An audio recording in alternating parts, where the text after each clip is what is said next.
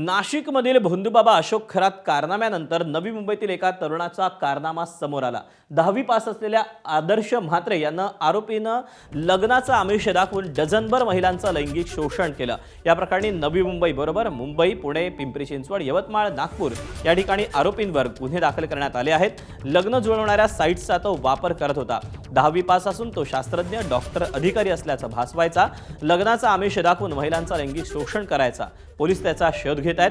Police तपासात आदर्श म्हात्रेनं स्वप्नील वारुळे, हेमंत गायकर, नहुष म्हात्रे, रुद्रेश गोंधळी अशी वेगवेगळी नावं वापरल्याचं आढळून आलं।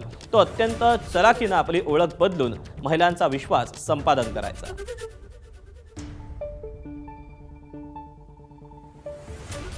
नवी मुंबईतील वासना कांडासाठी आदर्श म्हात्रेची मोडस ऑपरेंडी काय राहिली होती ती आपण पाहूया।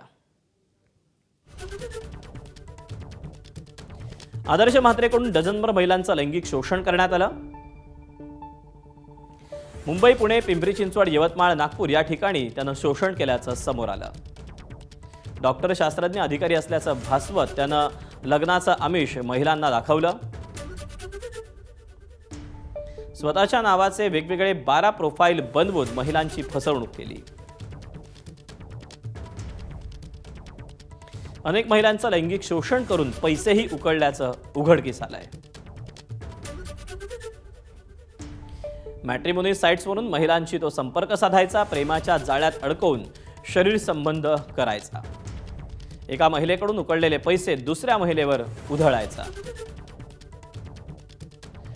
तुर्तास याची 12 प्रकरणं समोर आलेली आहेत। हा आकडा आणखी वाढण्याची शक्यताही वर्तवली जाते। स्वप्नील वारुळे, हेमंत गायकर, नहुष म्हात्रे, रुद्रेश गोंधळी अशी वेगवेगळी नावं त्यानं वापरली आहेत।